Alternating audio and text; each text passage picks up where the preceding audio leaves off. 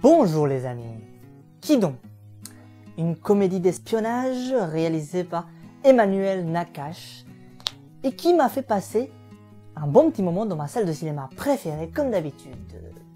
Malgré tout, bon, c'est pas non plus le film qui bouleversera le genre, c'est pas non plus le scénario qui apporte quelque chose d'inédit et de très original. On a l'impression, évidemment, en allant voir ce film, presque du déjà vu, forcément, à partir du moment, voilà, dans l'espionnage, on a presque déjà tout fait, quoi. C'est difficile de faire un peu dans l'original.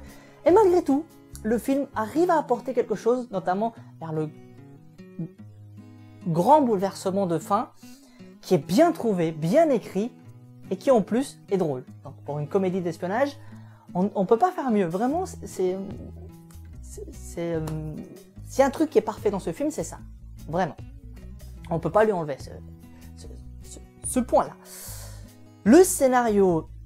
Alors on va suivre 4 personnages qui voient leurs photos apparaître à la une des journaux et qui ont soi-disant buté un personnage assez connu, ou en tout cas assez recherché, et qui serait susceptible de posséder des informations d'une valeur assez inestimable. Toujours d'après le journal, 4 espions, en tout cas 4 personnages qui seraient des agents du Mossad. Le Mossad étant une des 3 agences de renseignement d'Israël. Le problème, c'est que le Mossad est le premier surpris. C'est-à-dire que les gars se disent, comment ça se fait que des journaux puissent savoir que 4 de nos agents sont en mission alors que nous-mêmes ne connaissons pas les agents. C'est-à-dire qu'à un moment, il y a un problème, quoi. À un moment, qui sont ces gars? D'où ils sortent? Et comment ils peuvent savoir que c'est de nous, alors que nous-mêmes ne savons pas? Enfin, vous voyez le délire. C'est à un moment, les gars, ils se disent, il y a un problème là-dedans, quoi. Donc, ils partent, évidemment, dans une enquête pour savoir d'où ils sortent, qu'est-ce qu'ils font, qu'est-ce qu'ils veulent, surtout. C'est quoi le délire, quoi? Donc, tout le film va tourner autour de cette enquête. Donc, ils vont convoquer, ils vont les ramener un par un, les questionner un par un. Et au fur et à mesure, évidemment, ils vont craquer, ils vont balancer des infos, ils vont donner des renseignements sur ce qui s'est réellement passé. Et au fur et à mesure que l'enquête va avancer, on va nous donner les éléments qu'ils apprennent sous forme de flashback. C'est-à-dire qu'on va nous dire, tenez, ce qu'on vient d'apprendre selon tel ou tel personnage, on vous le montre sous forme de flashback. Bref, donc il s'est passé ça à telle époque, à tel moment. Donc c'est plutôt intéressant, c'est plutôt bien trouvé le flashback. C'est pas dérangeant, sauf que à un moment, il n'y a que des flashbacks. Et là, ça devient problématique. C'est-à-dire que c'est un enchaînement de retour en arrière, et puis on revient dans le présent, on re-questionne le gars. On ne sait plus si on est dans le passé, on ne sait plus si on est dans un flashback. On est paumé à un moment dans le film.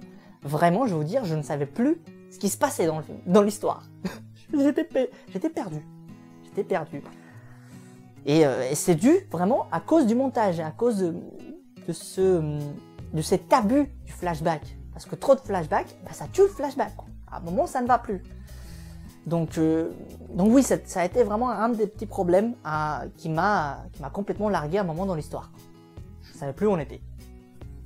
Donc peut-être qu'il faudra aller voir le film 2 fois pour bien comprendre, en ayant eu évidemment tous les éléments qui sont balancés vers la fin du film dans le grand rebondissement.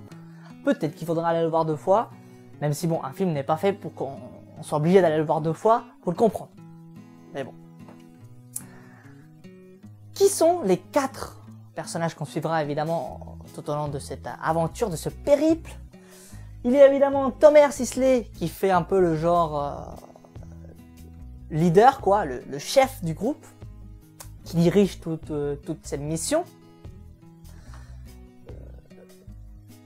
Bon, c'est un personnage qu'on a l'habitude de voir un petit peu déjà dans ce registre-là, même s'il n'est pas aussi poussé dans le comique avec évidemment Largo Winch. Donc il maîtrise le sujet et il est très drôle même parfois. Donc ça tombe très très bien. On retrouve Lionel... j'ai oublié à chaque fois. Abelansky. Voilà, c'est bien ça, non? Toujours du mal avec son nom de famille. Abelansky, voilà, Lionel Abelansky, qui joue un peu le gars qui te trouve tout ce qu'il faut pour réussir la mission. C'est-à-dire, par exemple, à un moment, il faut trouver 3 passeports. Le gars, en 48 heures, il te les trouve. Donc, vous voyez, c'est le gars qui est un peu débrouillard, qui t'arrive à trouver des bons plans à chaque fois. Abelansky, qui a l'habitude de jouer dans des comédies et qui pourtant ici n'est pas extrêmement drôle. Alors, je sais pas si c'est à cause de son personnage qui n'est pas extrêmement poussé au niveau du registre humoristique. Je sais pas, mais en tout cas, il n'est pas super drôle. C'est peut-être le but de son personnage aussi, mais bon, voilà quoi. Le plus drôle, c'est Kev Adams, qui incarne ici Facebook. C'est comme ça qu'il s'appelle, qu'est-ce que vous voulez que je dise? C'était super drôle, franchement c'était super bien trouvé. Kev Adams qui, il faut quand même l'avouer, pour une fois c'est drôle. Vraiment c'est drôle. Il se débrouille beaucoup mieux que Don Fiston. C'est peut-être dû aussi au fait par exemple que il n'a pas un rôle aussi important que Don Fiston, donc il a peut-être un peu plus de temps pour travailler le personnage. Mais n'empêche que, voilà, ici il est vraiment drôle. À chaque fois qu'il fait une apparition, c'est bien marqué, c'est bien drôle. Donc c'est réussi. Vraiment, il a un personnage qui est réussi. J'ai pas grand chose à dire là-dessus. Donc, Kev Adams qui incarne un peu le hacker du groupe. C'est-à-dire qu'il va se débrouiller pour entrer dans les circuits, dans les systèmes et tout ce bordel. Il y aura évidemment le 4e personnage qui est une femme qui rajoute la touche féminine et de sensualité qu'il fallait à ce film. Et qui de mieux que la mannequin Bar Refaeli. Franchement, elle est juste sublime. C'est la grâce incarnée. Il y a rien d'autre à dire. C'est magnifique. J'étais comme ça. À un moment, j'ai bugué dans le film. Vraiment. Enfin bref. On retrouve notamment, entre autres évidemment, Sasson Gaba ou Gabé ou Gabaï. Enfin, je sais pas comment ça se prononce. Mais c'était le personnage principal dans le film Le Cochon de Gaza, qui est juste magnifique. Voilà, je vous conseille d'aller voir si ce n'est pas déjà fait. Voilà les amis, un film qui est drôle, qui n'est pas non plus à mourir de rire, on va dire ce qui est, mais qui nous fait passer un bon petit moment quand même. Donc je vous invite largement à aller le voir. D'ici là, moi je vous dis salut et à la prochaine.